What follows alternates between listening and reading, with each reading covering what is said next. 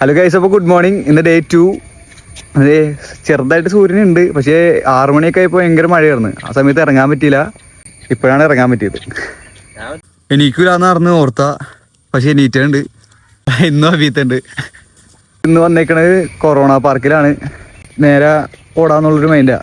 Straight ഓടാ തിരിച്ചു വരാം ഒരു മൂഡ്.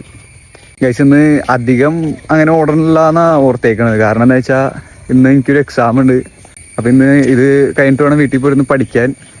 ഇന്നലെ രാത്രി 12 മണി വരെ പഠിച്ച്. ഗൈസ്, ഓടാൻ തുടങ്ങിയപ്പോൾ ചെറുങ്ങനെ വെയിലുണ്ടായിരുന്നു. ഇപ്പം ആ വെയിലും പോയി, നല്ല മഴക്കാറ് വന്നിട്ടുണ്ട്. ഓടി തീരുമ്പോഴേക്കും മഴ പെയ്യാൻ ചാൻസ് ഉണ്ട്.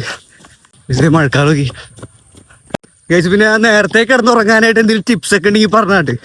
സൂര്യൻ വന്നപ്പോൾ എനർജി കൂടിയിട്ടാ, കിണ്ണൻ എനർജി കിട്ടണ. ഓ, ഏതാ പോസിറ്റീവ് വൈബ്. ഇന്നൊരു 2-2:30 ഇന്ന് എത്രയും മതി. ഓടിയാൽ ശരിയാവില്ല, കരമരയൊക്കെ ഉറങ്ങിയില്ലേ. 2.5 കിലോമീറ്റർ ആവാറായിട്ടുണ്ട്.